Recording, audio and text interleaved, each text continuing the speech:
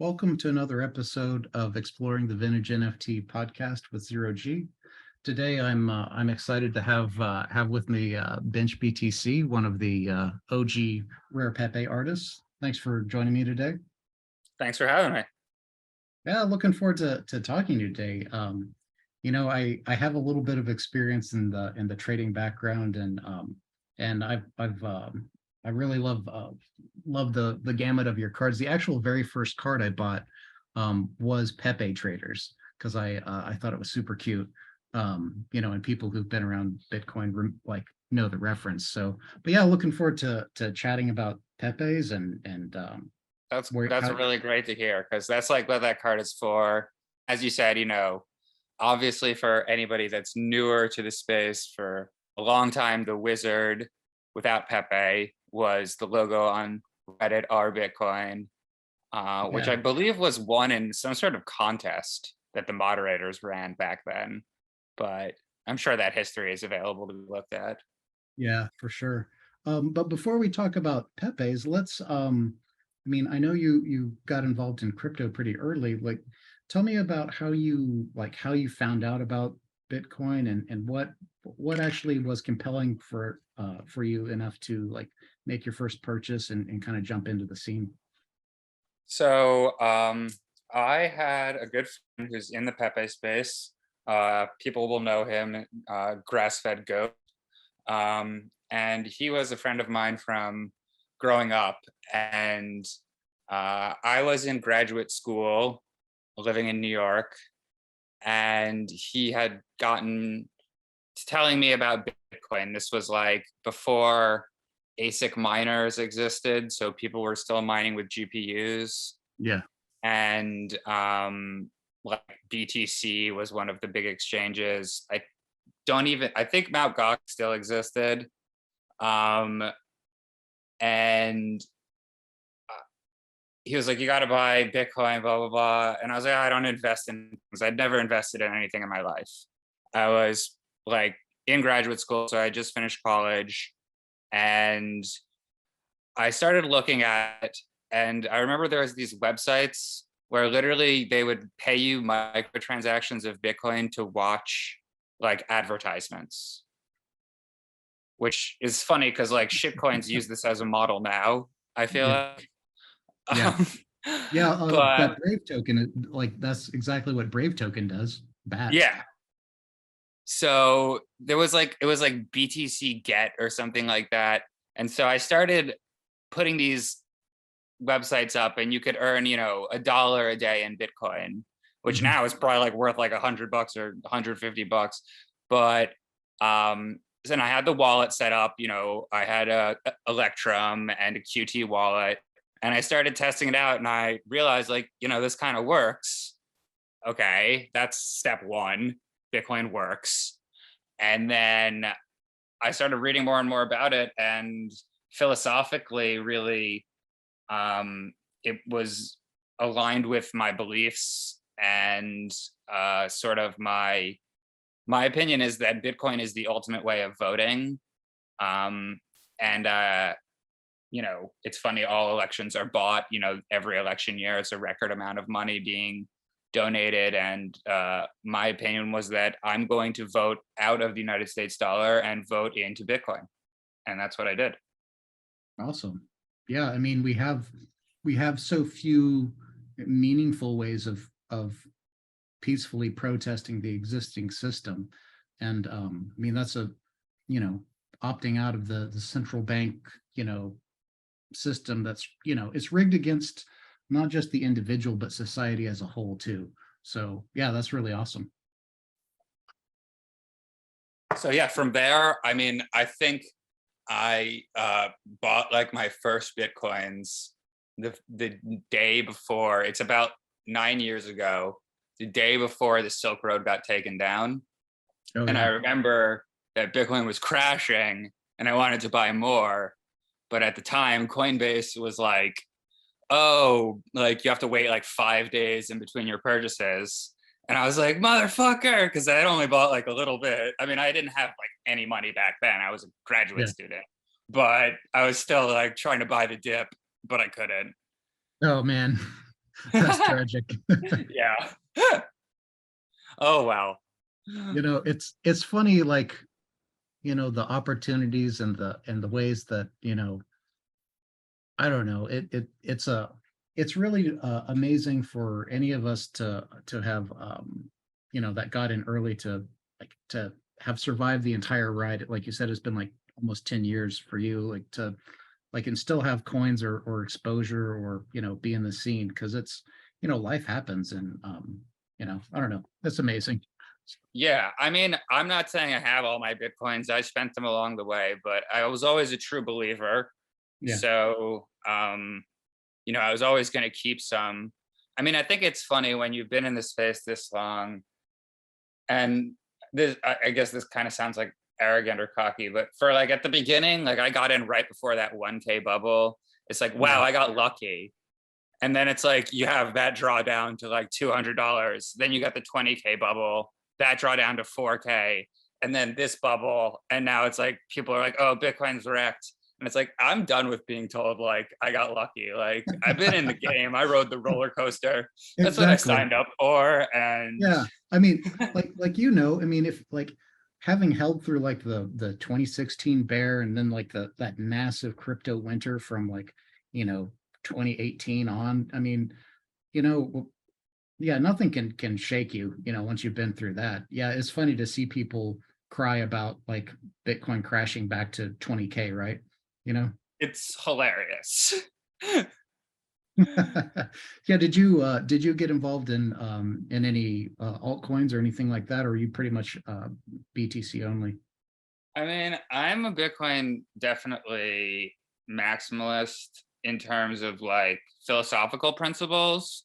Yeah. But I do think that certain altcoins have value. I was into Dogecoin from the first day.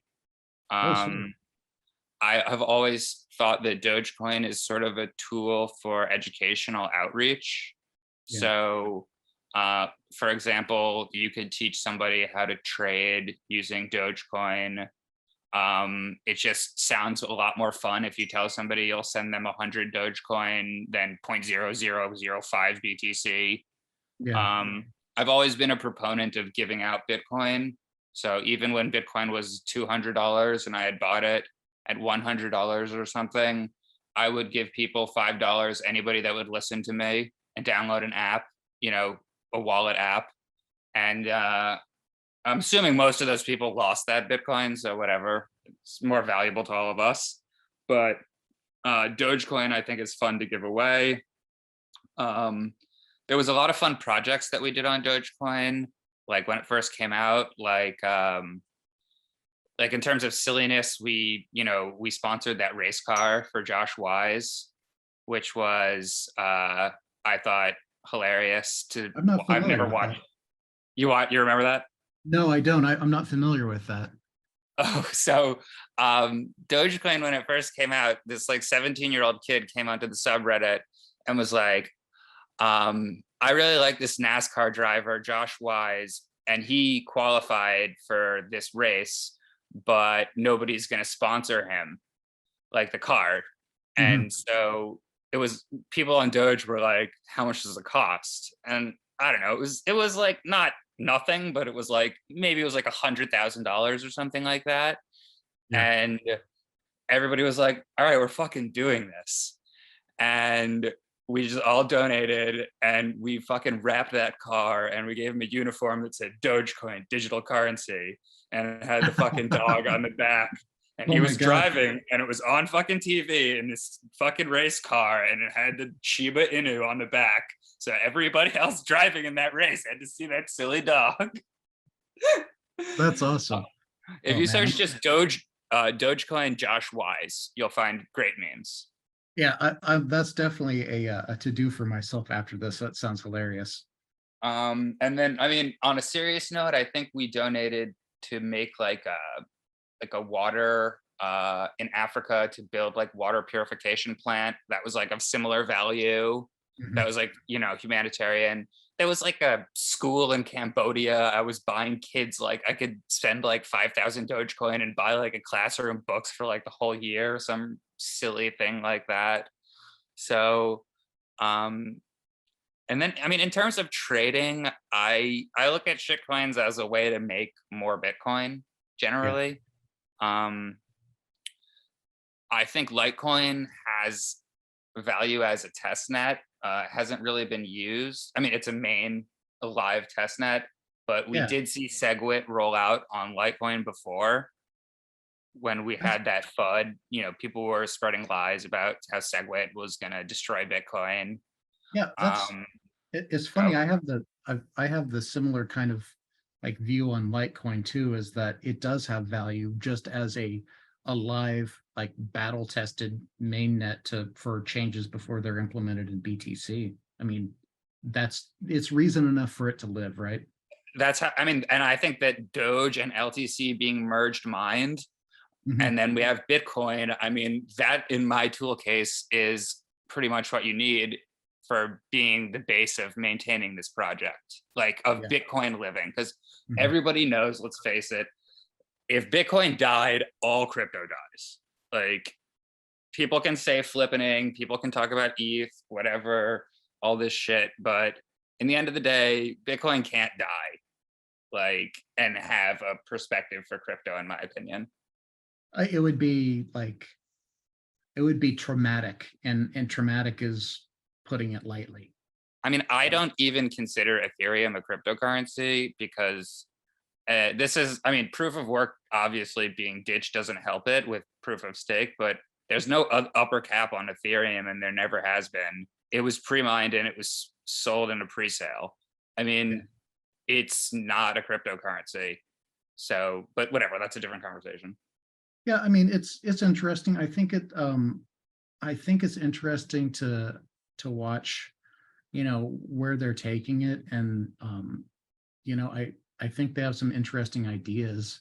And like they've got a I don't know, is I think they have just as much reason to exist as Bitcoin at this point. I mean, they by far uh in terms of like trying to make something usable for anything outside of strictly payments. I Like, didn't say that they didn't have a reason to exist. I said I yeah, don't yeah. consider it a cryptocurrency. Okay. Yeah. Okay. Well, well, fair And enough. And that I could be think, debated. And yeah, I mean, Microsoft and Apple exist. I yeah, mean, you know, they're both computers, and for example, they both access the internet. So Ethereum and Bitcoin can exist, and they both access money or whatever you want yeah, to call it. sure. I mean, maybe that's a shitty analogy, but I'm not saying that Ethereum has to die. I just don't see its value proposition as being at all the same as Bitcoin. Yeah, it certainly is different. One thing I've observed, and it's interesting, is that for a lot of the younger people that like I've talked to about crypto, the proof of work thing is a deal breaker for them.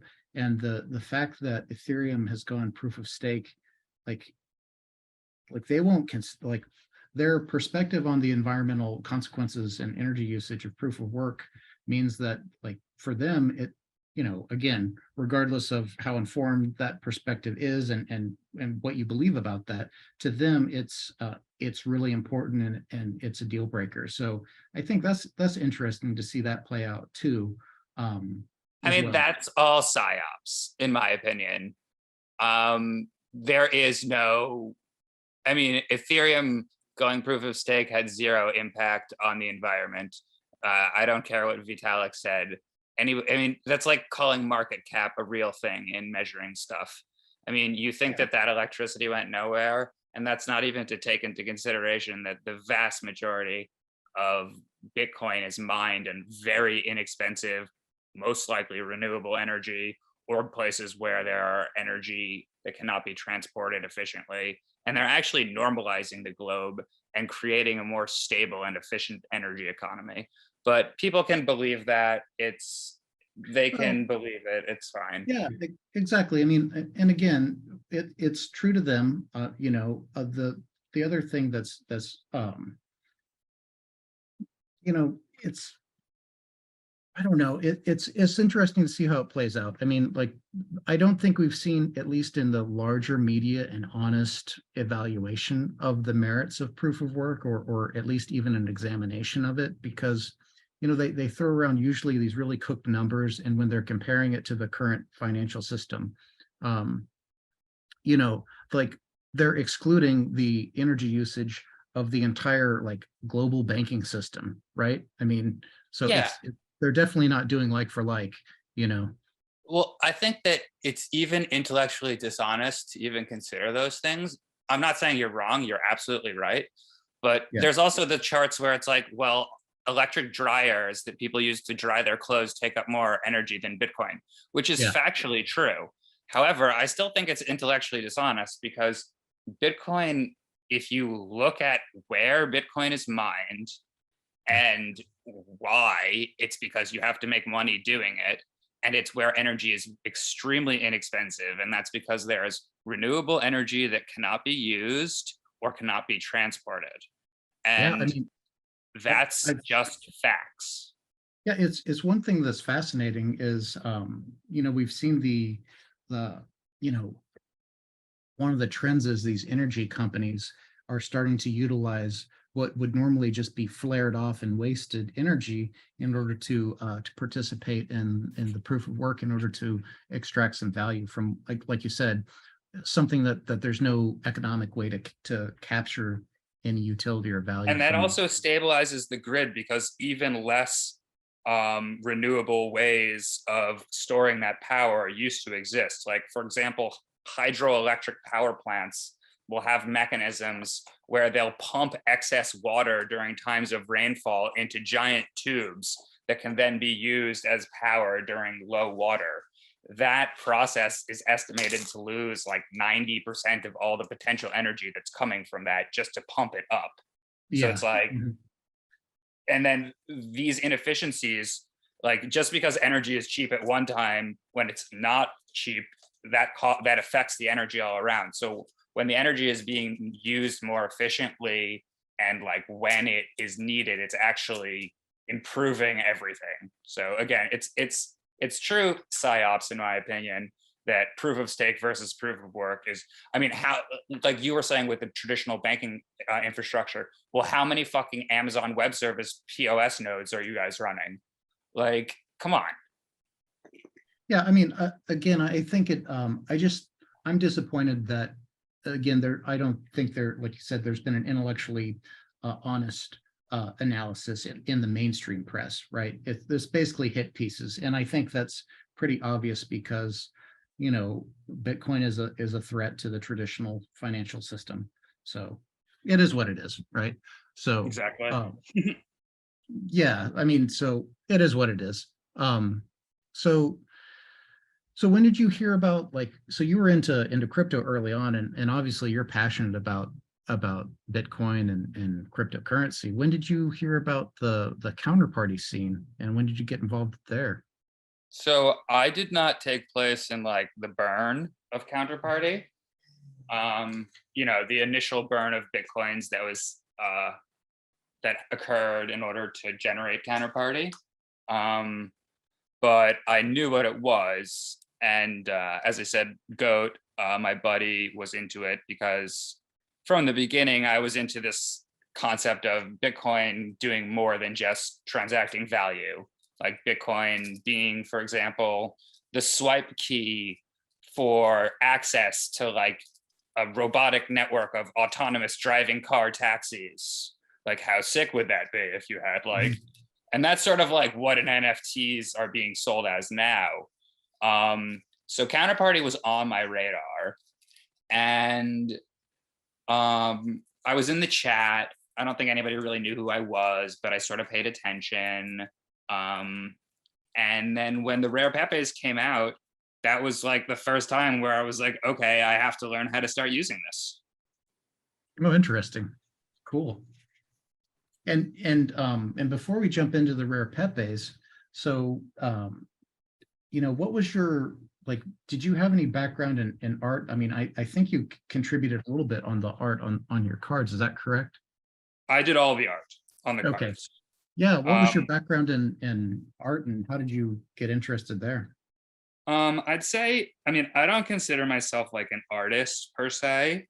Um, I think sort of the design and knowledge to create my cards, in the way that they look like trading cards and fit the theme, etc., has to do a lot with the fact that I was a nerd always growing up. In terms of like collectibles, like I still play Magic cards, Magic the Gathering. I still play Dungeons and Dragons. I still play Warhammer 40,000. Love me some Settlers of Catan. Um, all that types of stuff. Um, so I was into collecting and trading. In fact, I was such a like little hustler, back to trading now. When I was like 14 years old and I couldn't get a job because labor laws, I found out how to wholesale order Lord of the Rings replica swords, because the Lord of the Rings movies were huge back then, Okay. from China. So, and then I would resell them on eBay for like double or triple the price. So I was like a sword dealer. That's so wild. Yeah. I was hustling on eBay. Um, but so yeah, the collectible space is definitely, that lends its hand to being at least somewhat creative. Like Warhammer, you paint the models. I took art class and stuff in school. Um, I never considered myself very good. Um, but my Photoshop skills were pretty good from being sort of like just in the internet forever. I don't know. I just knew how to Yeah. use Photoshop. Like, I don't know if did you ever know the website Fark? No, no, I was familiar with some of the other early like meme places like YTMND and Something Awful and stuff like that. Okay, yeah. Fark was like an offbeat, I think it still exists, offbeat news website. And Okay. this was like pre like Dig, and then Dig went to Reddit, and now Reddit sort of still exists. Obviously, 4chan existing in the background of this all. But yeah, Fark would have like Photoshop contests in one of their threads, and Oh people yeah. would just put a picture, and there would just be all threads of different people's photoshopping, and it was funny little Yeah, so place. that was one of my favorite things back in the day. Something Awful used to have um what they called Photoshop Friday, which was a similar thing where they would like they sometimes they'd have a theme or whatever, but like people would just like whip up the best photoshops and just dump them in this thread, and there's always some gold there. There's some guys that had some mad skills. Yes, exactly. Yeah, exactly. But so, and then in terms of the art for the cards, I mentioned Goat because also he was a collaborator on all those cards. I did the Yeah. photoshopping, but the ideas, the names, and the words and all that stuff was between the two of us. Um, Okay. but really, Yeah. our theme was, making fun of trading. I mean, it's sort of like what a meme is. It's like, what's the zeitgeist of the time? And Mhm. when Rare Pepe's came out, it was the election, so that's where we started, obviously. Yeah, it's interesting. So, I guess before we jump into your cards, so okay, so basically the first thing that you heard about that inspired you to take action was Rare Pepe's. So, um, so when did you jump in with Rare Pepe's and you start collecting at that time, or were you like approaching in terms of like trading, or what was your approach at the Well, the time? first thing was that me and Goat wanted to get cards in as well. Mhm. Okay. Um, and so I told some of my friends about it. Um, and then people were in the first when the first cards were coming out, it was happening like they happened really, really fast. Um, and I probably took a couple days to get one, and I got into series 3. Yeah. Um, and that was probably like I heard about it I didn't buy the Nakamoto's because I didn't have any XCP, Mhm. right?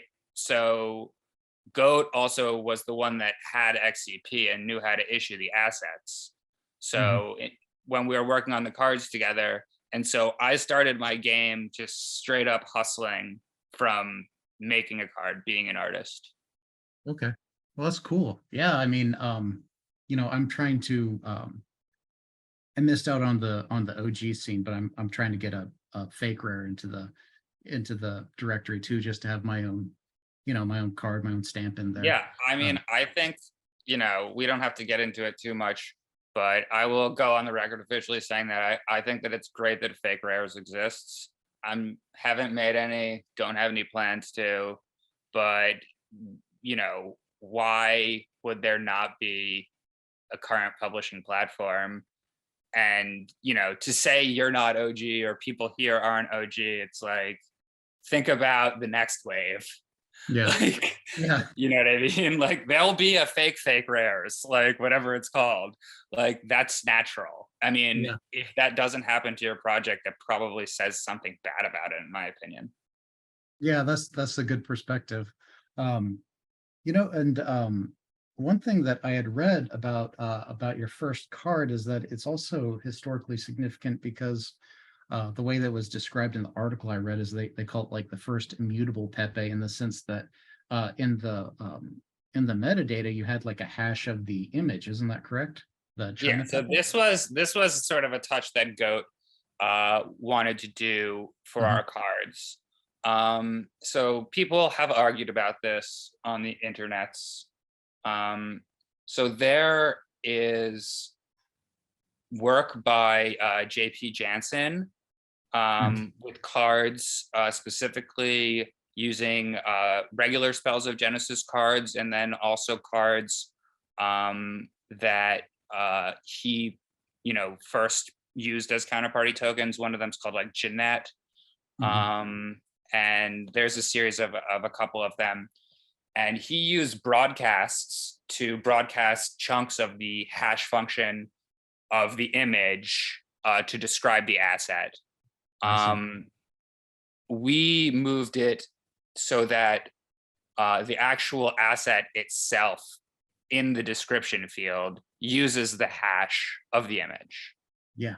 So for non-technical people that are listening, the hash function of any input, so it could be an image, it could be a song, it could be a computer program, is a fixed byte size output, which can only be formed from that input. And if you have a good hash function, all the outputs will be unique. If they're not, you have what's called a collision and you have a bad hash function. This is a commonly used way for people to verify software that they download to make sure that there's not been a virus or what's called a man-in-the-middle attack. And people will use the checksum of the software before they install it to make sure that the developer says, the same package that you downloaded is the one that I uploaded. Yeah. So we took the image and we made a hash and used it inside the token when we minted it, so that theoretically, if you just have that JPEG stored on your computer and you don't even have the internet, but maybe you have the counterparty node, true blockchain style, you don't need the internet, you can still verify, you could get the hash and prove that that JPEG you have is the one that us, the artist, intended to be distributing with that token. Yeah, that's awesome. Yeah, I mean, like you were saying, the those hash functions are it's one of the most important ways that, and commonly used ways to like cryptographically verify integrity of files and whatnot. So yeah, that's cool. I really love the art of so we're talking about CHYNAPEPE right now. And I really love the art. You guys captured a moment there with Trump on that one really well. Well, that one, and again, talking briefly to you earlier, how there's trading themes within our card. That card just fits so perfectly with the way that Trump talked about China, and then the way that traders, we talked about Chinese manipulation of Bitcoin markets specifically. Yeah. because if you were a trader during that time, you Yeah. will know that OK Coin was basically the exchange that was positioned in terms of its volume and the amount of people using it, where Binance is today. And you could just see the blatant manipulation in the market that was occurring through OK Coin. And so we would always, as traders, be like, fucking China's manipulating the market, you know? Yeah. And then Trump with his China. And then I'm assuming you can see that that's the Ancient Aliens guy. Yeah. Uh-huh. Okay. Yeah. The other thing too, I mean, it was also not infrequent for, I mean, it has to be like more than 6 or 8 times or whatever, but it seems like during rallies or whatever, like China like pulls out the FUD there once again, quote unquote, banning crypto or banning Bitcoin or whatever in order to like, Yes. taint the market, Yes, and that's when you would see a lot of Yeah. OK Coin manipulation. Yeah. When you would have those. I mean, did you remember the South Park meme on it where Yeah. they're like, just say China banned Bitcoin again? No, we do that too many times, you know. Yeah, exactly. But it worked, and then Yeah. it works. It in a similar sense that like one of the bigger manipulations I remember was like when Jamie Dimon, like what was it, like 2016, 2017, something like that. He went on the record and was bashing Bitcoin. Like That's when he said it was rat poison, or no, that was Warren Buffett. yeah, that was Warren Buffett or Charlie Munger. Yeah, that's one of my favorite quotes of all time, though. The digital rat poison squared. Yeah, it's like, yeah, it is, and it's coming for you, baby.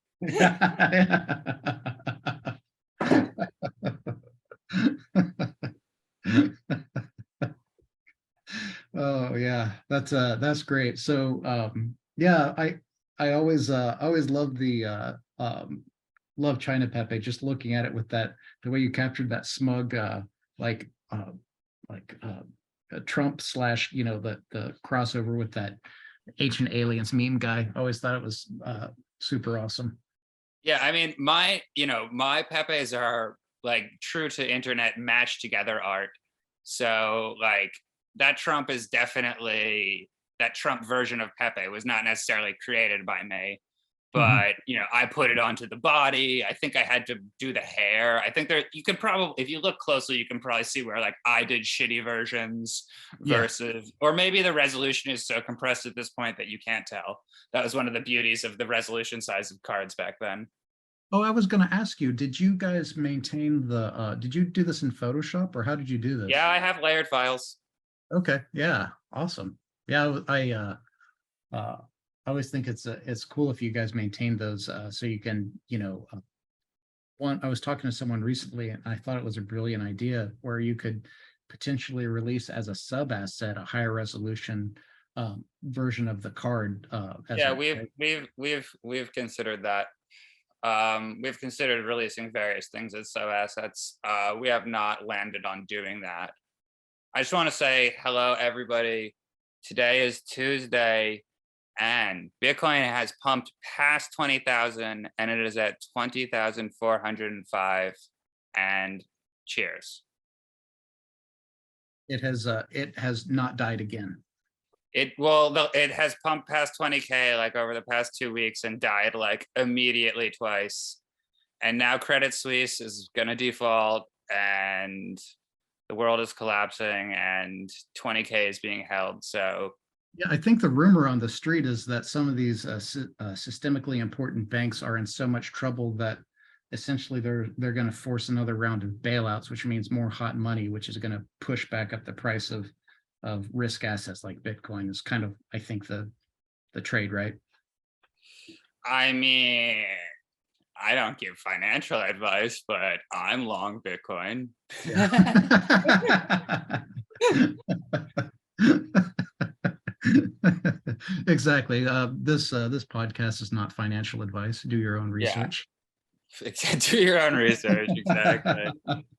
So, man, This is not a solicitation for a sale of anything registered by the SEC.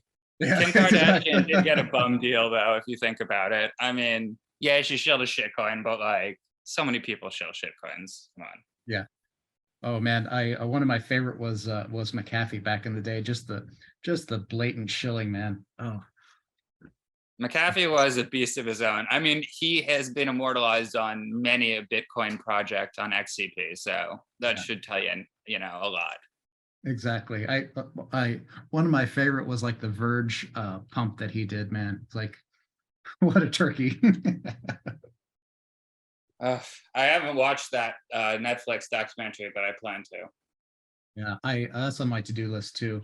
Well, yeah, so I guess before we move on to your other cards, so you guys, so you and Goat kind of went in on this together in order to do the creation, like the art and the creation of the asset. How did you guys did you plan how you were going to distribute it, or like how did that all work?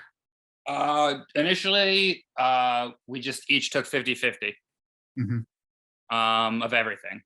Um, we minted from a different address than each of us normally use.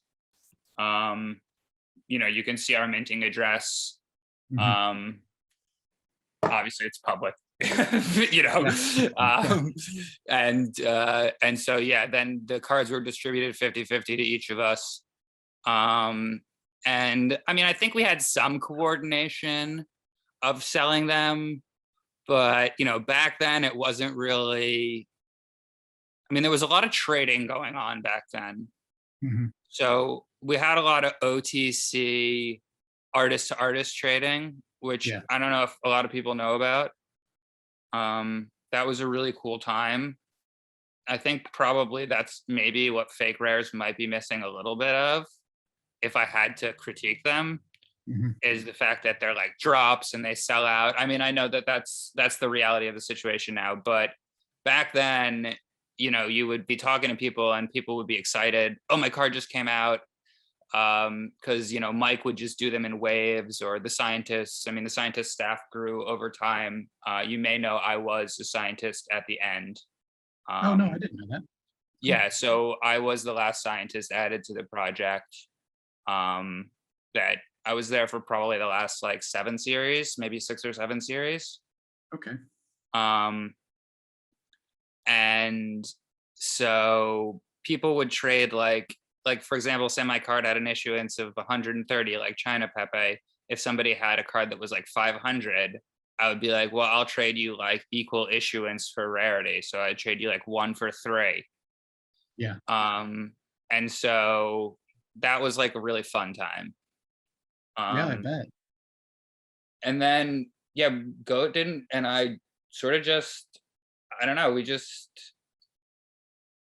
we were just hustling. And now we've sort of consolidated our effort to make sure that because other people have our cards now and they're in the market, so there's no reason for us to not be coordinated. Our Yeah. our interests are the same, so we have changed to being more structured pricing and things like that. Oh, interesting. Um, yeah, cool. Well, it's just kind of it just occurred to me to ask, and I'll circle back around to your experience as a scientist at the end too. That's definitely cool. Um, so you're continuing with the political theme. Your the next card that you guys released was Hillary Pepe. Yes. Yeah, that and I'm assuming that this is a reference to that email scandal at the time, right? I mean, Killary was being used by, right wing uh ers. I mean, I hope, that it's clear from both those cards that, the bias is not necessary. I mean, we're trying to be, making fun of everything. Yeah, So exactly. people, It's not a flattering, like you're not flattering Trump in the first card either, so yeah. So Killary was being used, and it was just too perfect of a name to not use. Um, and then yeah, the emails, if you look, that's a spreadsheet of the fees that were paid by different banks to Hillary for speaking fees. oh, okay. Yeah, it's a little Some bit too blurry to see at the resolution, somebody knew it, or at some point I saw somebody that I didn't know pointed out in chat, and I was like, oh shit, somebody can actually read that, damn. And then I mean there's little, you know, touches everywhere else. But yeah, so Okay. we had to do, and they're red and blue, as you can see, you know, the two candidates, because it was election season then. It was crazy. I mean, Yeah. people will remember the Donald Trump election was considered, you know, very improbable by the vast majority of the media. I think people in the crypto space were a little skeptical of that, as they tend to be of everything. But I would say his win was considered by and large a big upset to the mainstream complex of media, you know, Oh yeah. Yeah. and so Definitely. yeah, that was Yeah. big. That was the story.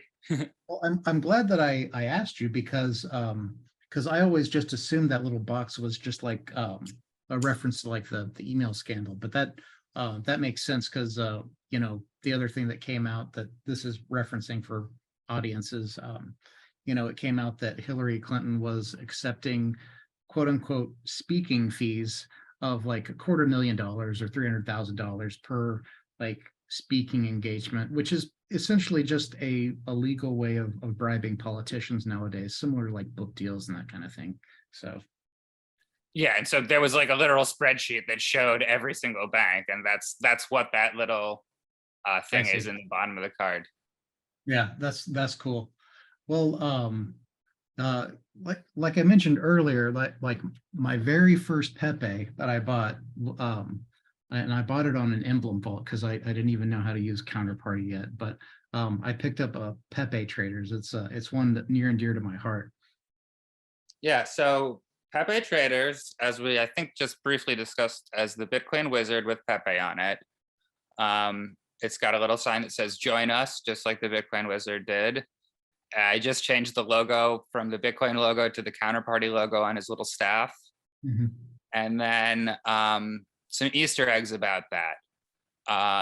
So in that card is a sound wave. Oh, okay, that's what that is in the middle. I see. That is a SoundCloud link, which I'll give you, which was like a 1 minute and 30-second song, maybe, that featured the voice of Theo Goodman, who anybody listening to this podcast probably knows who Theo is. But if you don't, check out his work. He's a great human and artist and auctioneer and etc. And he's just saying like rare Pepes worldwide. Um, and it's just like this like little break beat. And then that use your imagination. That's like what he's like. It's like rare Pepes worldwide. We have to build the new internet on the Pepe chain. Use your imagination. I think that's what the quotes are from the card, right? Yeah. Uh-huh. Yeah. So that's just Theo said that, and we were just like, all right, it's Pepe, like everybody. And then for that card, after we had created, you know, the two more rare cards for Trump and Hillary, I wanted a card where I could go into chat and just basically spam it to any new person, any person Yeah. that came into the room, just be like, get Rare Pepe wallet, I'll send you Pepe traders right now. And so I did that and still pretty much do that to this day. You know, anybody that's come across me in any Telegram room has probably seen me giving out cards. Yeah, that's a great idea. I've actually seen you in Telegram giving out some Pepe traders. So that's a great idea to have such a high issuance to, I mean, and again, this was in 2016, I think, when that was issued. So so I mean, you know, this is 6 years later and you're still able to give some away because you had such a high issuance. So Yep. But now it's crazy because like it's like I'm running out. I mean, I'm not. I still have like a couple thousand. But like it's like okay, like we're hitting the criticals. Like I see people like selling them on like OpenSea. Like you bought it on OpenSea. yeah, I Like did. people like getting my giveaways, probably like hustling and making 20 bucks. Like I don't knock the hustle. Like look, anybody can look at my address. Like I buy and sell cards. Like I mean, it's part of the game. I mean, I think that this is actually kind of important to the overall theme of how Rare Pepe is like built as an attitude, because Spells of Genesis, obviously I'd heard of, but I wasn't into it to the point that it got me into Counterparty. You know what I mean? Yeah. But then it helped me definitely connect the dots when Rare Pepe came out. And a lot of people that were coming in like from the Spells of Genesis place were like, well, what's the use of these cards? You know, like there's got to be a game, right? And we were just like, what if the game just like is trading the cards? And a lot of people back then just were like, no, that's not going to happen. And we were like, okay, well, like we're just gonna do it anyway. You know what I mean? Like, one thing that's funny, Bench, is that like and maybe it's because we're in a little bit of a bear or whatever, but I like I've tried to go in some of these like in the Discord for Rare Pepe traders and that kind of thing, and not many people really want to trade. It's more about straight up buy and sell, which I think is a little bit of a shame. But I've got a couple people here and there who've been willing to trade just to like have fun building up their collection, or hustling or whatever. well, I think one of the most amazing things, and people have maybe heard me proselytize this before, but the decks, you can trade any asset for any asset. Yeah. So like this is like literally like I've seen people talk about on Ethereum. How great would it be if you could do this? Like if you could trade CryptoPunks for Bored Apes, and it's like, well, like you can do that on XCP. Like you always have been able to. Like I've done trades. Within the past couple of months. Somebody wanted to trade me an MF Pepe for Pepe Pooled, and I was like, cool. Another thing is like, I don't necessarily want to sell artists that I had previously traded with. I mean, sometimes I would, but like, other people sell my cards. I mean, it is what it is. But like some of the cards I have, like Pepe Pooled, it's like, all right, somebody wants to trade me like another dank, and it's like, that's like, I don't know. I think it's fun. Yeah, I don't know. I've been trying to just build my collection over the last, I don't know, now it's been probably a year and a half. It's been a lot of fun. I really getting into the Pepe scene. But yeah, so that's really cool. Yeah, I'll definitely hit you up for the link on that SoundCloud later.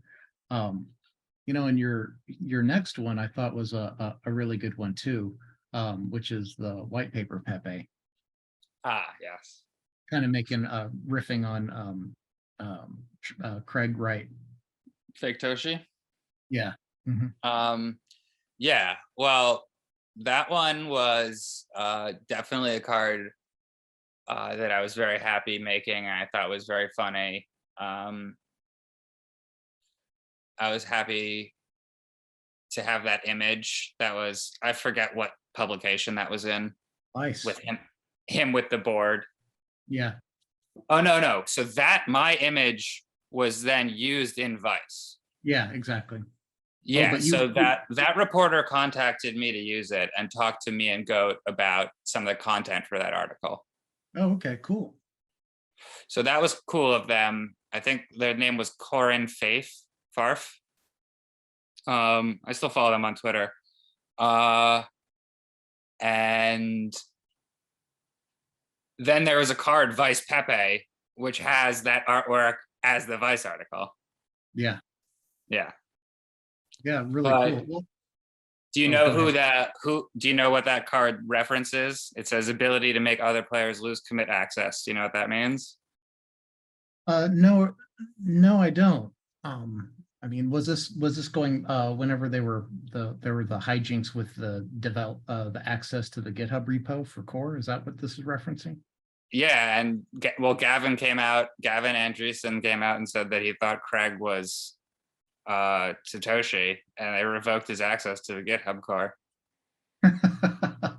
Well, yeah, I mean that's okay. So I didn't put two and two together there, but one thing that I think is really astounding is that, again, this is like 2022, and there are still people that, against all reason, believe that Craig Wright is anything other than a scammer. I'm So not sure that there really are people that believe that. maybe it's just bots that are It's like, like, I mean, who believes that? yeah, Who have you ever met or talked to that believes that, that's into anything crypto in any other way? yeah. I mean, that could be a real psyop, right? I mean, he could be paid to just be a troll, professional troll. I don't know. I So don't think he's a professional troll. I mean, I think it's another failed co-op. I mean, yeah. hopefully I'm not going to get fucking black bagged by the government, but like Craig Wright was the response to the XT Trojan failing, Mhm. right? Yeah. So like XT Trojan is another article that's on shitcoin, which is really good. Do you remember Bitcoin XT? Yeah, I remember hearing about it. Yeah. Okay, so do you know what they wanted to put in Bitcoin XT? No, I don't. They wanted No. to put blacklisting that was default opt-in unchangeable. Oh So that shit. they Okay. wanted to put, yeah, to prevent spam. So they were going to increase the block size, and then they were gonna, in a sneaky way, put a blacklisting in that would allow them to essentially block Bitcoin transactions from certain addresses. And Oh, this would okay. be auto opt-in on all nodes. Uh-huh. Um, yeah. So that attempt failed. And then during that time is when this clown comes out. Mhm. Um, and obviously now there's like court cases. I thought, actually, speaking of Craig Wright, I just saw on that page, Twitter page, documenting Bitcoin, Mhm. there was like a quote from Satoshi that was don't delete your wallet. Like, why would you ever delete your wallet? Like, basically like saying like there's no reason to ever give up. And then like Craig Wright in the court apparently like 2 weeks ago said that he took the hard drive from the Genesis block and he stomped it. Yeah, I mean, it it truly is like literally unbelievable, his story, and like the shucking and jiving he's done over the years to excuse not That's having why I'm access. saying, who believes Yeah. Craig Wright? Like, Yeah. straight up nobody. Like, Yeah. yeah, there are sock puppets on the internet, but like there's nobody credible. I don't know, whatever. Yeah, exactly. Yeah, you're probably right. It probably all at this point is probably just bots, essentially, or sock puppets that are pretending to believe that stuff. Because I don't think I've ever met anyone. And they Um, all have like BSV in their profile, like on Twitter. And it's like, who are you? Like, you're like, what? Like, even if you were an old school Bitcoiner, like, why would you rally behind Satoshi? yeah, That's like not the point of Bitcoin. yeah. I It's don't know. the other thing that's astounding. What was it like? Was it a month or two ago? I looked, and BSV was still in the top 1 or 200 coins by market cap, which is Well, that's stupefying, why I right? said market cap is ridiculous before. Yeah, yeah. Exactly. So, no, interesting. Well, it's funny how as we're recording this the story is still going on for that clown. Oh, So, I mean, they're in court right now. I mean, I donated a white paper Pepe to an auction for Holdernaut, or whatever the guy's name is. oh, Because awesome. how could you not send that card for auction for his legal funds? Yeah. Well, I haven't been following it. I remember seeing on Twitter that the case was starting, and I saw like the first day or two of a summary of the first day or two of testimony. So I'll have to follow up, and I mean, hopefully this gets wrapped up soon. So yeah. I mean, whatever. It sucks that he's suing people. That's just stupid. I just Yeah, think no. it is terrible. I mean, but It's worthwhile to not call him a fraud if you are an influential person, but if you're, if I'm talking in this podcast, like, I will definitely say that obviously he's not Satoshi, and also that I don't believe that there's really anybody that thinks he is that's like a real person. Exactly. Or maybe I should say for the we should prefix this entire conversation with allegedly. Allegedly, exactly. Oh yeah, good times. Um, well, your next card is which I always like is the Pepe Jones, which is a take on the Alex Jones and conspiracy nonsense, right? Yeah, so Alex Jones is a hilarious character. Um, I, you know, again, it's the card is I hope speaks for itself. It says, what can you read it? What does it say? I don't have it pulled Like up. influence plebs where really fake news has failed before.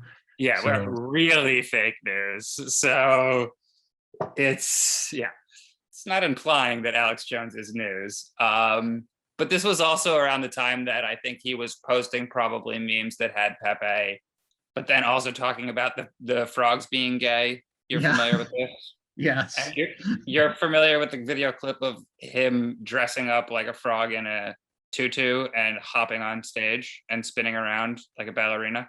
No, I'm not familiar with that one. There's a I'm video of that, and you can watch it. It was on his show. Ooh. He's in green face wearing a tutu, and he hops like a frog to his desk, and he spins around in a tutu like a ballerina. Wow, well, you can definitely say he's a showman, you know. So, I mean, yeah, I think that his legal defense that no sane person would believe what he said is true is somehow compelling. Yeah. Yeah, exactly. It's so over the top, and maybe theatrical isn't the right word to right way to say it, but I mean, I don't yeah, exactly. It's definitely like you said, it's a character, right? He's Alex Jones. He's Yeah. Pepe Jones. Well, I do love the like the your one of the things you used in a few of the cards that I think looks really dope though is the is those gold aviators. It really Well, makes it pop against. those are the Pepe Cash aviators. Oh, okay. Yeah. That's specifically taken from the Pepe Cash card. Okay. Awesome. Oh yeah, I see. That's right. Mhm. Yeah, awesome. Yeah, well, I always thought that the Pepe Jones was really fun because like have the airplane with I'm assuming chemtrails behind it and like Of course. a little Illuminati symbol and all that kind of stuff. So it's definitely good times. We try to put a lot of Easter eggs in a lot of our different and all the cards, fill up all the space and things like that. Yeah, so the next card you guys cranked out was Pepe style. You want to talk about that?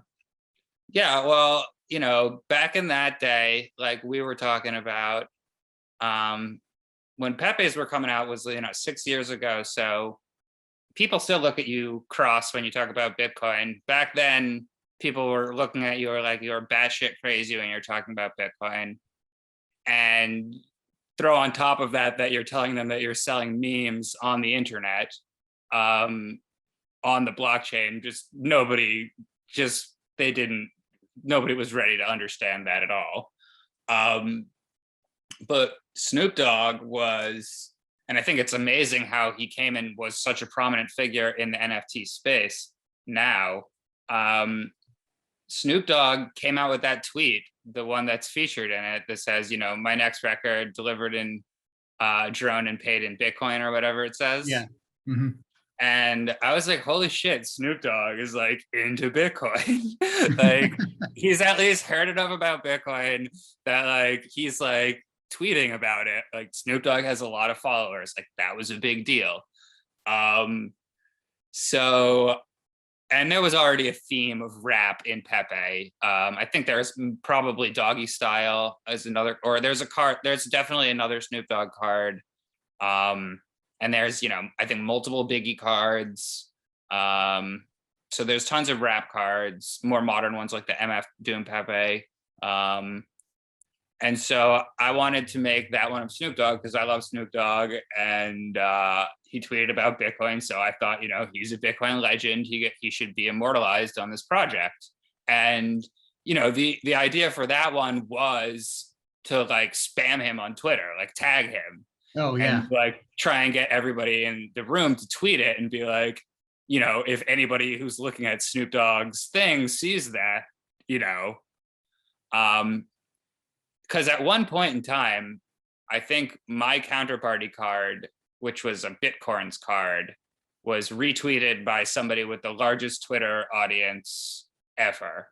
But we can get into that later. Okay. But now, obviously, everybody's seen NFTs and blah, blah, blah. But there was a point in time. But so I just decided to make that Snoop Dogg card. And now, as people know, Snoop Dogg is Cosmico de Medici or whatever on Twitter, and he's a huge, whale, and I think, positive influence in the NFT space. Yeah, it's amazing, like you said, how he came out last year and became one of the biggest, more vocal proponents on the scene. I think he owns doesn't he own a couple punks too, and some, I don't know, he's just really active. I think Pretty sure Snoop Dogg owns a Naka. Okay, well, that would be impressive. Awesome. I'm pretty positive Snoop Dogg owns some Naka, and I wouldn't be surprised if he owns some Pepe style. Yeah, that would be, how could he not, right? I mean, really. That's the dream, right? Yeah. Well, that would be living the dream. Yeah, I'll have to see if I can dig up his vault address on Ethereum to see if he has a Naka vaulted. That'd be and a Pepe style. That'd be pretty fun. But so yeah, so I love that card. The fact that he came out and being into NFTs obviously gave that card a lot of popularity as well. So 420 issuance, pretty dank. Yeah, and I'm assuming that was probably pretty popular even back then too, to trade and hustle with too. Yeah, right? people like the card. People, as I said, the hip hop theme is pretty prominent in a lot of Rare Pepe. I think probably it would be the most music references are hip hop if you somehow did an analysis of that. There is some pop music. I wish I had made both Pepe Lady Gaga and Pepe Kesha is what I should have done, because there's a Miley and Suck My Pepe has Taylor Swift, and I love all types of music, but one of the things that people might not necessarily assume about me is that I love pop music, which I do. Okay, yeah, that would have been cool. And your next card in the lineup is BTFD Pepe, which for people who aren't familiar, it's by the fucking dip, right? By the fucking dip. Yeah, and that's Tim Draper on the this is referencing the federal auction, right? Correct, of the Silk Road coins. Yeah. So for people that don't know, Tim Draper is a venture capitalist. And when the Silk Road coins, and speaking of, we've spoke about Silk Road, I want to say also Free Ross. It's been, I think, 10 years or 8 years, 8 years in jail. And we really, if people should donate to that type of stuff, it's really important, in my opinion. But so when the Silk Road coins were seized and the servers were shut down, they went for auction, and Tim Draper happened to be the guy that bought them. And obviously that was probably one of the most public, best investments in Bitcoin that probably ever occurred. Yeah, I mean, it was like tens of thousands of Bitcoin. I can't remember how many it was at the time, but the QR code, which I don't think is actually scannable, but it was the address for where the coins were. Okay. Oh, I see. Yeah, I see there. Yeah, that was one of those the things that later was a no-no on was having a QR code in the cards. But Yep, that was a rule breaker. And uh-huh. oh, we missed the Killary story of Killary breaking the rules. Do you know that story? Oh, no. Killary was accepted and nobody noticed, including us and the scientists, that it was unlocked. Oh, no way. Killary remained unlocked for about 6 months before somebody noticed. So she was a non-rare. She was truly breaking the rules. She was not rare. But when it was pointed out to us, we immediately did it. Now, looking back 6 years later, I think Yeah. how funny would it have been if we never corrected it? Yeah. But you know what I All mean? the, Just that would have been just like yeah. not printing more, but just never correcting it. But we did. I mean, it's all Yeah. in the blockchain, so Yeah, that would be pretty funny to just leave it out there, just hanging over everyone's head. yeah, like we could always print fucking a million more of them. Yeah, well, yeah, I mean, again, that was one of the I mean, one, he already had the money, but again, it took a lot of balls to make a, because it was still millions of dollars that he put on the line to make that purchase. And to your point too, yeah, I mean, the whole situation with Ross is a tragedy, and he is a modern day political prisoner. You know, it's terrible.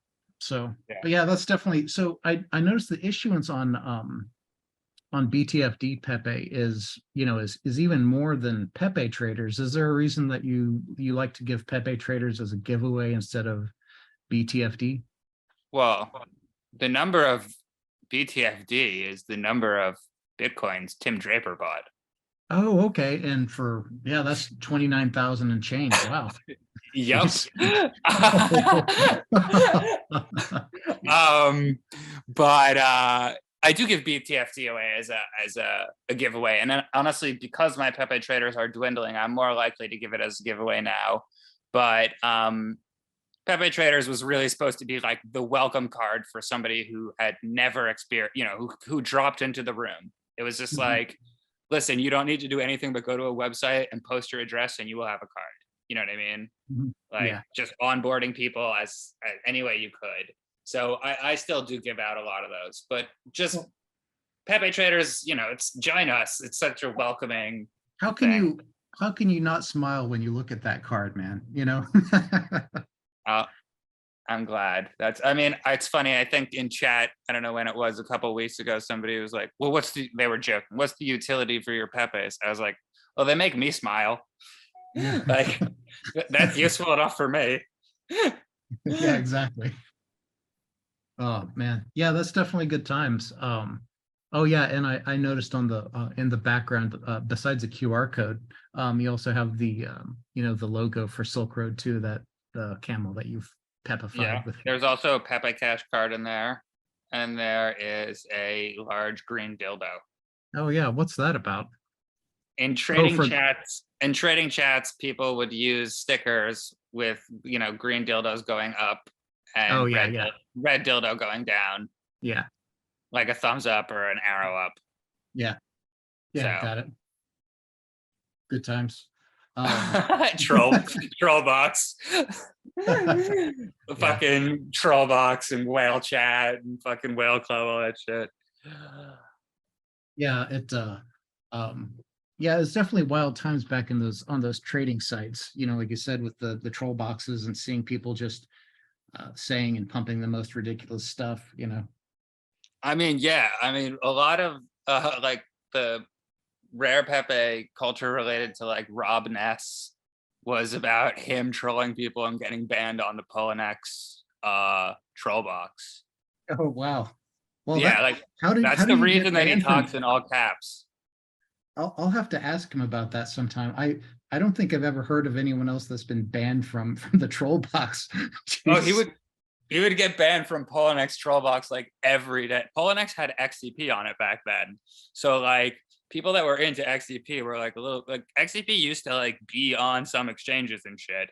And like with like decent volume. I mean, XCP was like $80 at one point. I mean, like it's like fucking $5 right now.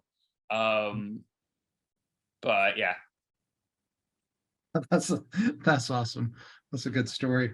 Um, yeah, your next card is Pepe Hodler. Um, yeah, what's the story there? I see you have on there. It looks like a percentage sign for Pepe Cash going up. Yeah, well, the Pepe Cash pump was epic. If you've only been here for a year, I believe you told me, or a year and a Yeah, half yeah, or just like a two. year and a half, something like that. So you weren't around when Pepe Cash was on Tux. No, Do you know what Tux is? Have you heard of that? I've heard there was a an altcoin exchange back in the day, right? Yeah, there was a great altcoin exchange called Tux Exchange. There's a card about it, Tux Pepe. Um, and they, back in the day, it was like people were really peddling shitcoins.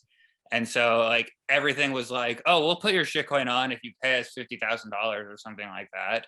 Yeah, yeah, And like we were like, no, like we're not doing that. We have the decks. Like literally, we just like would like because people would approach like the project or whatever, and they'd be like, "Will you pay us this to list your shitcoin?" Basically, like we'll let you scam other people on our exchange, essentially. And Tux came in and they were just like, we're putting Pepe Cash on, and we're putting XCP on, and I bet that mooned after dude, that. so like Pepe Cash was like back in the day also like trading activity when there was no Ethereum and Emblem vaults. Mhm. um but the Pepe Cash trading was like a real thing, like because you could just go on Tux and just dump your Pepe Cash and get your coin and get some Bitcoin. Yeah. So like, and people, then there was like people like trading, like I used to trade Pepe Cash on Tux, and like different people like that are in the Pepe space used to trade like on there. Like we had like a good market maker. I don't think it's okay to out him. I know it is. Need Money, who was Yeah. like literally, you know this or no? No, I don't, but I know who you're talking about. Okay, so Need Money like was this, he proclaimed it and told everybody like he like literally was the market maker for Pepe Cash, like, and he kept the books like good, like Mhm. the market was healthy as shit. Um and so yeah, artists could legitimately like sell their shit for Pepe Cash. So like back in the day, we already had people like hustling. Like I used to give people money to start their cards like in Venezuela, and they would send me photographs. I'm not joking, of like the food that, like, I'm not trying to be like too like wishy-washy, like literally like the food that they're buying for their family. Wow. Like I'm not like I have the photographs still. Like they were like, I can make like $5 a week doing manual labor, and they could sell their Pepe cards for like, we were only selling cards for like $10-20 back then, but to them that was like insane, you know what I mean? Yeah.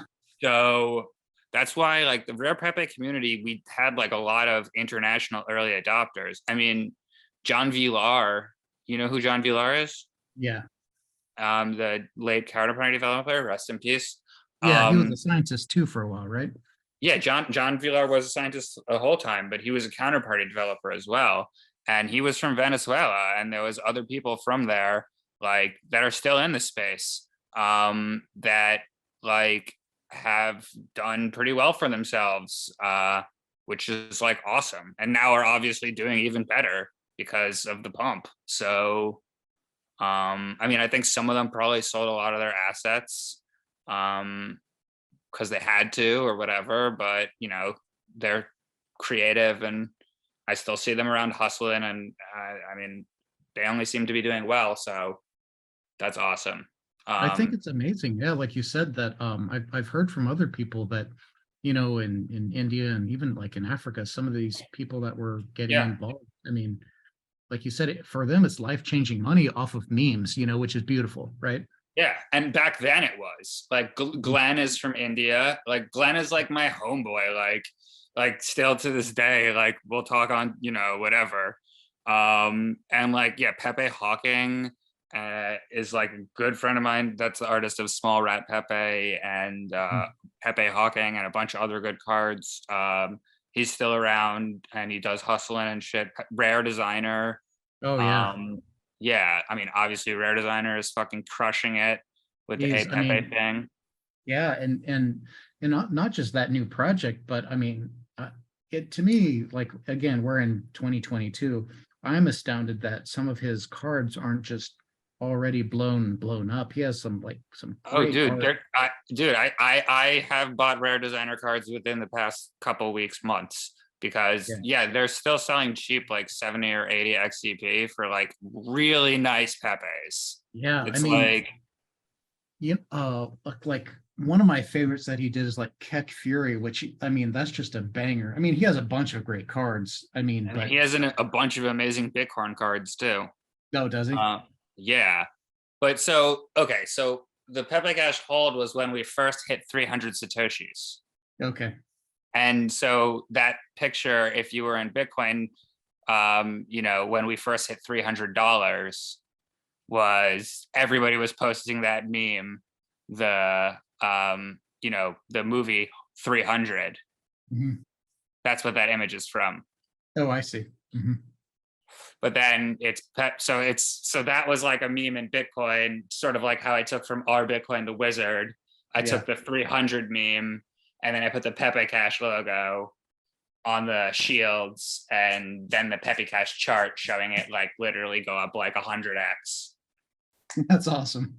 And it Because looks like, also, sorry, go. is that Dave Chappelle on who's the guy holding Yeah, the that's Dave Chappelle. I don't know what, I think I just had Photoshopped that as a meme for, like, we were making like marketing materials. If you go on the Reddit channel, Pepe Traders, which is like Mhm. not used at all, but there's like marketing images that we used from back then, which are really funny. And I must have Photoshopped that, and so I decided to use it in the card. You can see he's Yeah, holding like CHYNAPEPE and like a shitcoin card maybe or something. well, who doesn't like Dave Chappelle? That turned out really well. Yeah. So Yeah, definitely. That's definitely a fun one. Um, and your final one is the PBOC Pepe, which is the People's Bank of China, right? I don't think that is that all of them? I That are think that, listed on Pepe.wtf. There may be a few that are unattributed. I know wait, you guys no, said that you did Space Daddy too, right? no, Space Daddy was done by my friend. Oh Okay. yeah, I guess PBOC is the last one.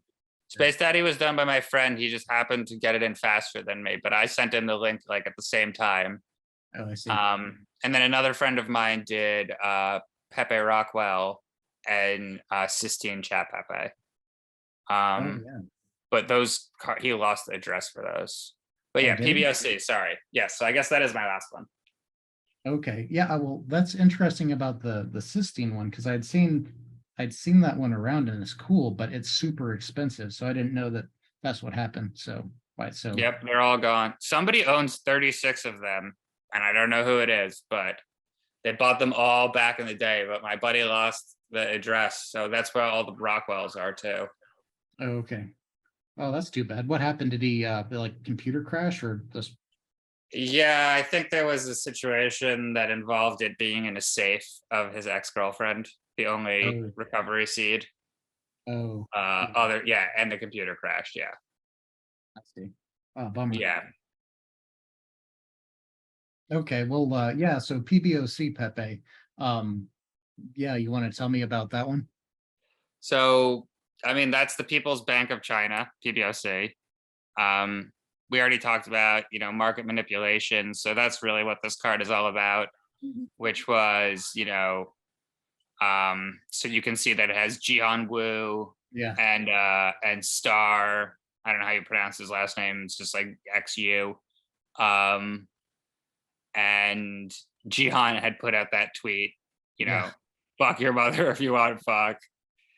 And so that chart, what you can see in the middle bar, Yeah. was when OKCoin stopped having zero fee trading. Oh, no way. Yeah. So like you can literally just see like all of the fake volume just Disappear. completely disappear. Yeah, that's great. And the other Easter eggs in here would be ant bleed. So were you familiar with that? So no, I'm familiar with like the ASIC boost, if that's what you're referring to. That's the other one that's in there. But the Amplitude was that like all of Antminer had backdoor hardware so that China could control the miners. Really? I never heard that. That's amazing. Yeah, it was called Amplitude. You can look it up, all the Antminers. So you can yeah, you can look that up. Or Oh, did I okay. say hardware? I meant to say software for all the nitpickers out there. Because Okay. it could be patched. Yeah, so it was like the firmware that they loaded on them. It was the firmware, Yeah. Okay. No, interesting. Yeah, I mean, that Jihan tweet is, God, like Jihan, that Jihan Pepe that Indelible did is also great. That features that too. Such a yeah. such a great tweet. I mean, that's like the quote on White Paper Pepe. You've got this one fucking thing, and if you don't like it, fuck off.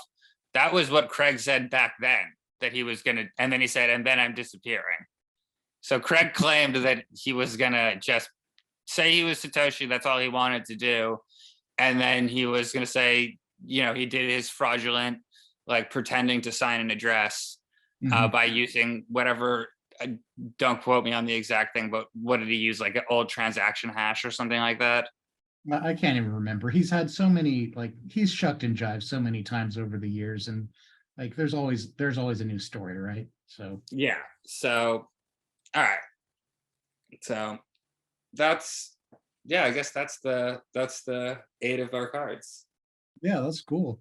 Well, did you want to so I know we kind of touched on Bitcoins a bit, and I know you said off the record that you were heavily involved in the Bitcoins project. You want to tell me a little bit about that? Yeah, so Bitcoins was created by Dan Anderson, and it sort of just came in the wake that Pepe was closing, and I believe Mike even said in the main chat, Mike Toshi Pepemoto, as he's being called nowadays, the anonymous creator of the Nakamoto card, that the torch is being passed to Bitcoins, for the time being. And so Dan had put out basically a PDF, which we were calling, the yellow paper, which Bitcoin was, people will call it the white paper for Bitcoin. And it's still on the website. If you just go to, bitcorns.com/bitcorns.pdf, just like if you go to bitcoin.org/bitcoin.pdf, you'll see Dan laid out a PDF of, the token crowd sale. He clearly had at least somebody with some legal knowledge looking over it, because, there are very specific statements about how, blockchain technology is risky, sort of, and it was called the initial crops offering, which was obviously, mocking ICO culture at the time, initial coin offerings. And we basically just, he put the token on the DEX and the website, you could log onto your address, and instead of having a wallet like Pepe's, basically it just used signatures, which are what are used in a lot of the token barred Telegram rooms, which is, you have a challenge string, and then you can use a digital signature, which to move it all the way back to we were talking about hash functions. And so you can update your farm picture, you can choose a location on the map. There's like co-ops you can join. And then each season, which was quarterly, we would harvest Bitcoins. And so there was this token called Bitcorn, and there's 21 million and they're non-divisible. And then there was cards, and we just had a fun time.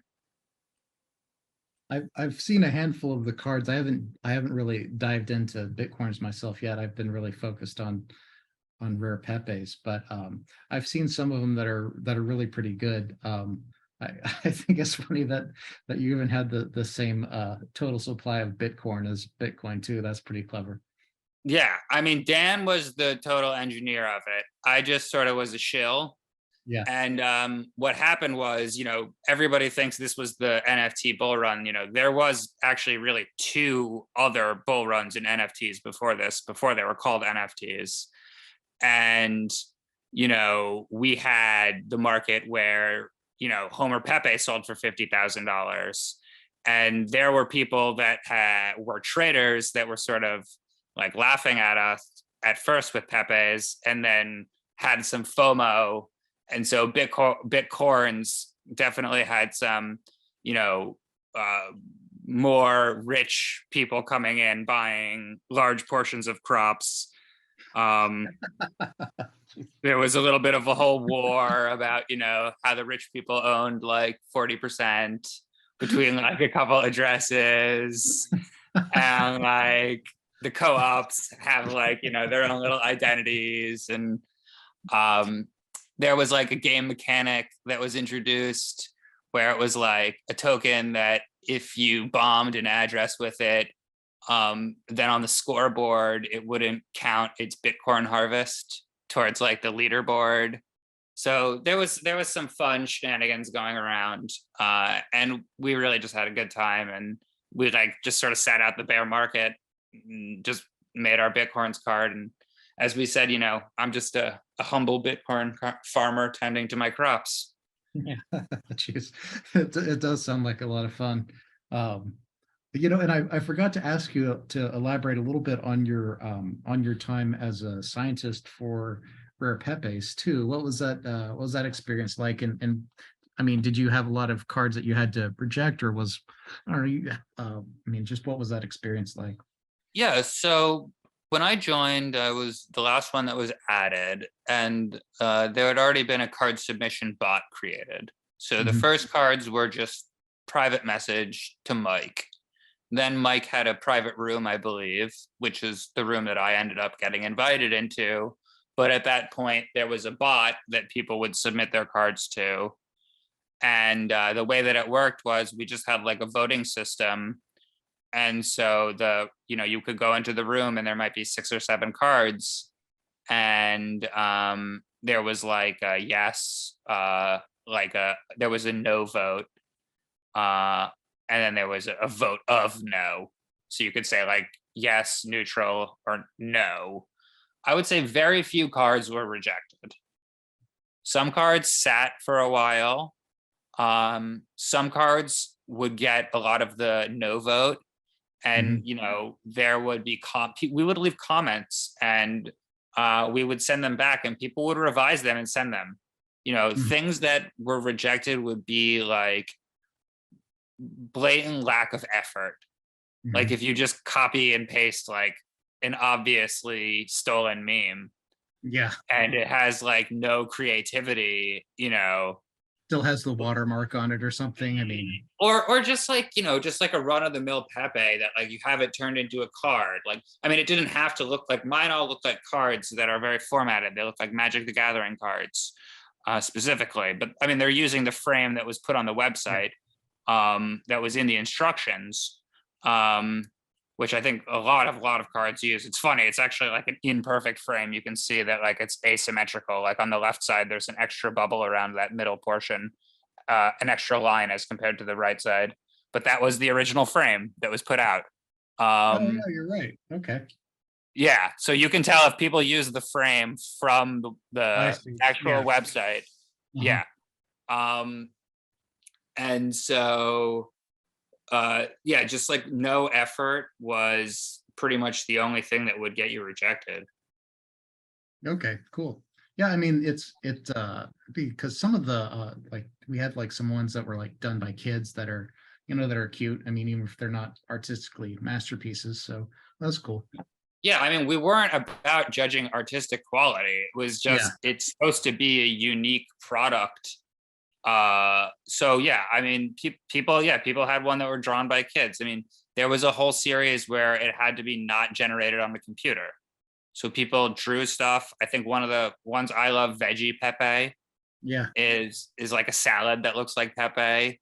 Um, Yeah. I mean, and that was a fun series. one of my So favorites is actually from that series is Greedy Pepe's. I love that one. yeah. So yeah, no, that's a great one too. So yeah, there, I think, you know, there was some of those things getting spiced into the production. Um, and really, yeah, I think it just sort of hit a critical mass where, I mean, as we said, you just had to let the dankness bake in. And I mean, as I think everybody would agree that's at least listening to this podcast, it certainly has, you know, baked in quite well. Yeah, indeed. Yeah. So and so how did you feel towards the end as things were, or what was the mood within the scientists as things were kind of winding towards the end, with like towards the end of the run? I mean, I think the mood was, yeah, sort of just like, this can't go forever. Hmm. So like, when's it gonna stop? And then it just was the decision. I think it was also because, you know, more projects were coming out. So it was also like leaving some room for the next round of people, which is why I was saying with fakes, it's like, Hmm. people, especially if you're new and you want to get something published, like, you won't know, you're never going to not be an OG if you have a fake in. I mean, that's like going to be, you know what I mean? Like I said, there will be fake rares, like whatever it's called. Like, this clearly is not stopping. I mean, I love seeing every XCP project, even if it's not, you know, my taste or style. Just, that's the whole point of it. Like, Yeah. just build your directory. Like, do what you're gonna do. Like, you know, that's what it's there for. That's what we did. So why would anybody hate on another one doing it? I don't know. It doesn't make sense to me. Yeah, I mean, I've really enjoyed seeing all these new projects come out recently. We have like, the Drooling Ape Bus Club, and we have like Wojak Way, and there's just a ton of all these projects, people, just going out there and having fun. Yeah, I mean, the Wojaks are fun. Those have been out for a while. You know, everybody takes different approaches. Like, I don't think they get released that often. Then there's like Dank Directory, and Dank Directory is like on like series 56, and they're just like, whatever, we're just gonna keep going. And like, that's, I think, the true spirit of the whole point of doing this on the blockchain. Yeah. Um, and so I just think everybody should keep doing it. And, you know, if making your own project is what makes sense, then do it. If you can find a spot to fit in and that makes sense to you, do it. If you want to be an artist, contribute. If you want to be a collector, and if you want to be a hater, then enjoy, you know, your your unfun, you know, unmemed life. Yeah, exactly. Is that even really living though, Bench? I mean, not by my standards. I mean, let's be real here. Yeah, come on. Yeah. Well, yeah, interesting. So, yeah, I know we briefly, I mean, you touched on the fake rares. I don't know, is that something that you'd ever have interest in taking a crack at yourself? I mean, as you can see, I sort of stopped making cards at S21. Yeah. And then I did become a scientist, and I decided then, you know, I'm definitely not going to make any cards. Um, when Bitcorns came out, I made a physical card called Corn Sheet that I've brought to conferences, and I have a printout of it that's like a cell sheet, like Mhm. it's like 8 by 12, but printed on cardstock. And it's like, if you get the sheet from me in person, then I send you the token, but I never sold any of them. Although after the historic NFT fest, where I'm going to be bringing them in Barcelona, I may get some on Scarcity in like a pack deal for Mhm. people that would have like some crops and maybe like some Bitcoins. So like, you could, you know, start a farm if you wanted to throw up your art, just to to get in there and maybe start building up a wallet collection. Because even though it's not a wallet in Bitcoin's, since it knows your address, it still shows your cards all pretty. It's like looking at your address on Pepe.wtf. Okay. Cool. You know what I mean? Yeah. But you could also edit your header because you can sign a message from that address. I see. So Yeah. yeah, it's a fun little game. And then I did make one card, which I've also only given away. And I mentioned this card, which is Corn Queens, which was, so I like the show RuPaul's Drag Race. And there have been throughout the seasons multiple challenges where participants or contestants, whatever you call them, have done corn themed outfits for whatever reason. For whatever reason. So Okay. you'll see that the card Corn Queens is like the stage from RuPaul's Drag Race, and it's got the Corn Queens photoshopped into it. And that card, this was, during the Bitcoin winter, NFT winter, that was another one that I intentionally made just to tweet at people with large following accounts. Yeah. And it was retweeted by Nina West, who is a drag queen that has like in the I want to say at least tens of thousands, if not hundreds of thousands of followers. Awesome. So that was pretty funny that was I mean, who knows exactly how many people saw it at that time, but yeah, Nina West has 162.5 thousand followers. And this was before, punks had been in any, like, the people that hadn't seen anything really crypto art related. So, and she tweeted, it was like, I don't know why this makes me so happy. And I was like, that's exactly the vibe of NFTs. I mean, NFTs didn't really exist. But so, yeah, and I was on the Bitcoin Foundation. So I was involved in the card curation for one of the harvest cycles. Okay. So yeah, Bitcoins was a good project, and there's definitely, I think that the market just hasn't really gotten there yet. But I think there's like a lot of good cards on there that people eventually are gonna start coveting. Yeah, I bet. I mean, I've heard there's a lot of good artists that contributed work. I've seen some I think some pretty amazing ones too, just in the few that I've seen. So and then you even have like just fun meme ones like the Billy Mays and Oh, Billy, I have physical printed out Billy Bucks. oh, do you? I sat at a conference table in Atlanta where we actually did a podcast, Crops Talk, from the table, because the Tab Comp, where I brought Corn Sheet, gave us a free table because they liked Bitcoins. And so we had like a table there, and it was a lot of fun. So, and also the other thing that Dan used some of the money for Bitcoins was at the Rare AF2, so the second Rare Art Festival. When they planned it, I saw on the schedule that like there was a lunch break, but there was no lunch provided. And so we used some of the money from the Bitcoin's crowd sale to buy pizzas for everybody at Rare AF. And nice.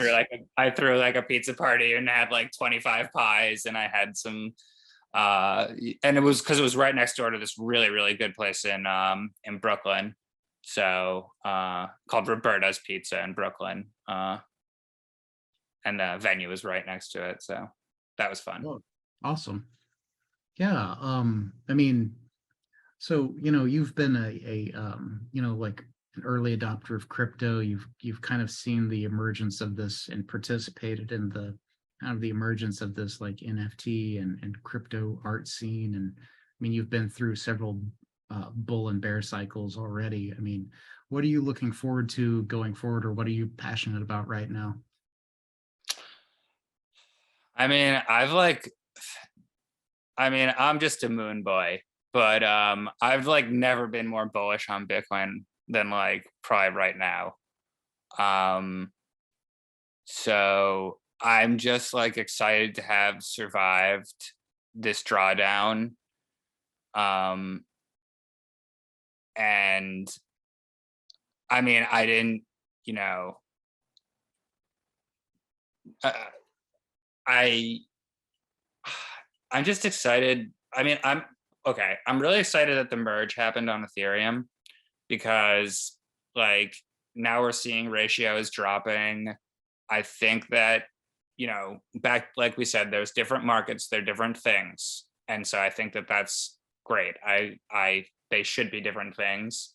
So Ethereum can keep doing its thing, and that narrative I think is over, that, this is gonna, I mean, so we've already seen that it's not gonna make fees less, right? Yeah. Ethereum fees are still $4 or $5.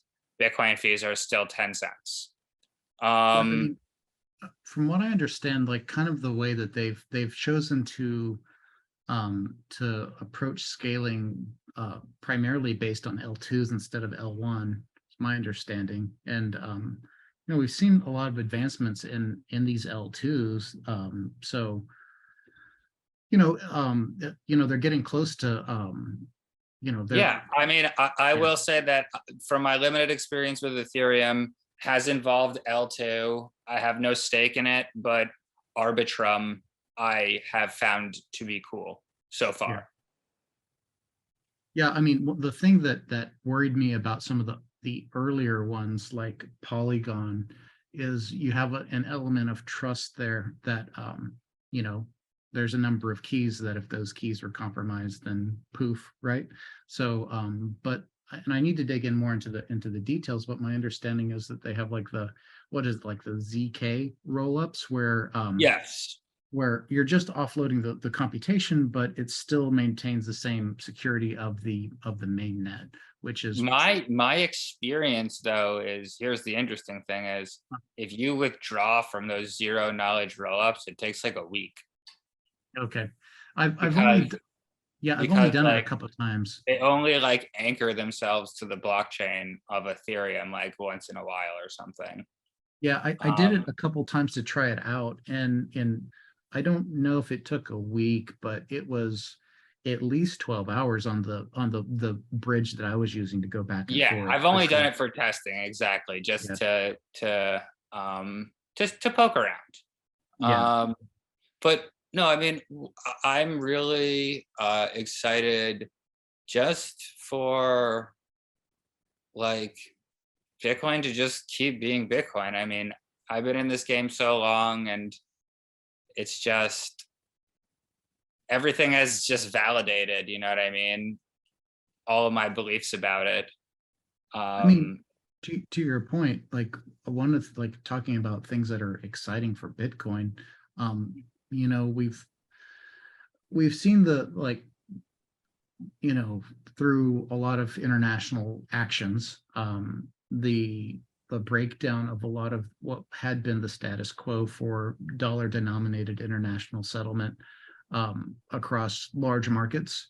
And we've seen several press releases from major countries like Russia. I think it was today or yesterday, I read that they're allowing any company to perform settlements um, entirely in crypto, right? Whereas before it was much more regulated or restricted. And also I'd seen some news where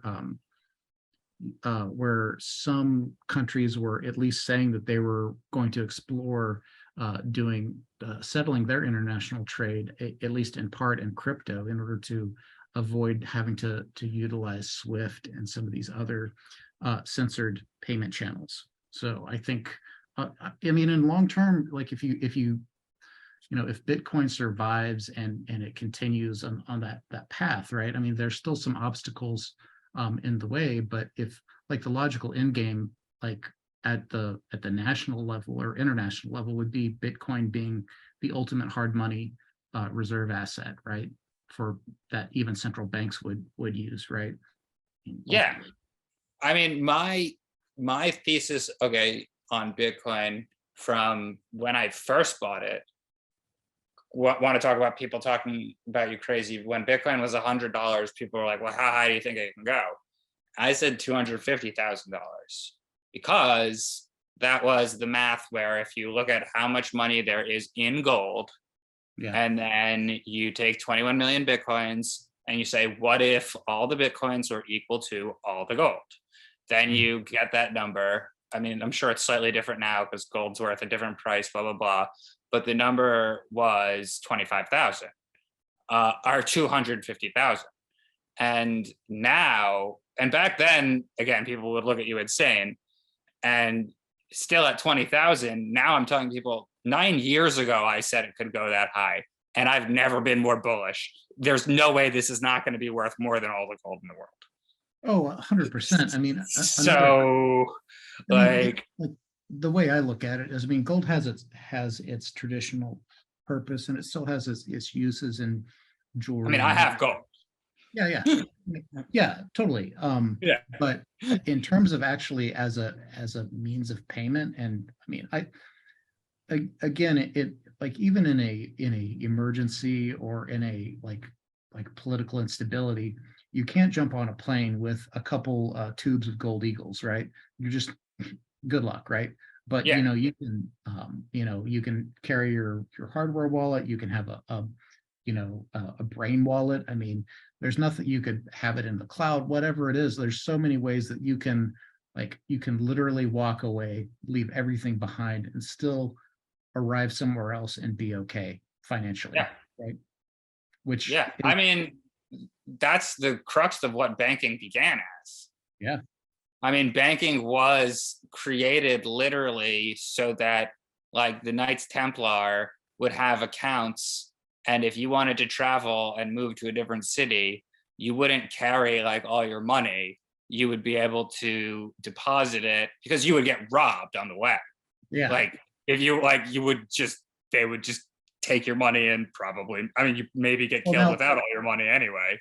And now we have that threat by the state with like civil asset forfeiture and all of these other, Yes, that was always my thesis, back to saying that like when I started with Bitcoin, it was always about like, I'm opting out, like civil asset forfeiture. Exactly. Like all that shit is like, was always and that's where Ethereum, why I'm saying it's like not even a cryptocurrency. I mean, you have like whatever the data shows now, whatever percentage of the blocks being produced by whatever it is, a handful of entities, that's not decentralization. And those entities are going to only move more and more towards large companies that are holding custody of individuals' Ethereum that are staking it. So you're basically just completely, I don't know. It's a different tool. It's a different thing. It is. I mean, and again, I really love Ethereum. I think there's there's a tremendous amount of brilliant people that it is attracted to work on it. I'm excited to see how that plays out. But yeah, that's going to be something I'm paying attention to, is to see how this plays out with the proof of stake, and to see if enough people are willing to run these validator nodes at their home instead of in, like you said, an AWS data center, right? So I mean, if anything, I'm an ETC troll. Oh yeah. Like Ethereum hasn't been Ethereum since they forked it. Like the real Ethereum is Ethereum Classic. Yeah, I mean, that's definitely I mean, yeah, I can appreciate that the ideological purity of that, right? I mean, because they did violate one of like the core tenets of a blockchain, right? So yeah. So we have a pre-mined, pre-sale token that has been forked to bail out investors that now creates, the majority of its blocks by a handful of controllable entities. I mean, it is what it is. Yeah, I mean, it is, right? And again, like we said earlier, and a lot of it is, like you said, it comes down to what people like value and their beliefs. I mean, like some people, regardless of the technical merits or like the bigger picture, one way or another, they just are philosophically opposed to proof of work. So you know, I mean, these are the options that are being presented to them to where they can still participate in crypto, right? Without having to, you know, I mean, yeah, that's why I said, we Mhm. have Linux/Mac, Yeah, and then we have Windows. And like they offer different levels of control and they have, different features. I mean, you can't run a bash command in a Microsoft terminal, a C terminal. I mean, they're fundamentally different on that level. yeah, So, but that doesn't mean that they don't both exist and that they don't have different markets yeah, exactly. and So overlapping markets in a lot of cases. yeah, I mean, like, yeah, exactly. There's room for both. And again, I mean, like big picture, this is still all an experiment too, right? But I Of mean, course. yeah, but I ultimately think that, like they've definitely still got a lot of runway ahead of them, I'm hoping that, that both Ethereum and Bitcoin survive long term, so Cheers.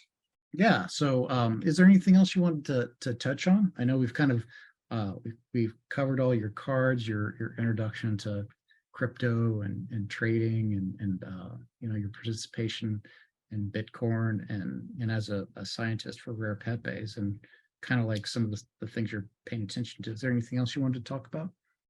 No, I think, 2 hours is pretty long anyway. So I think, unless you have closing messages, I'm ready to wrap it up. Okay, I think that's good. I certainly appreciate you joining me today. It's certainly been a lot of fun talking to you. All right, man.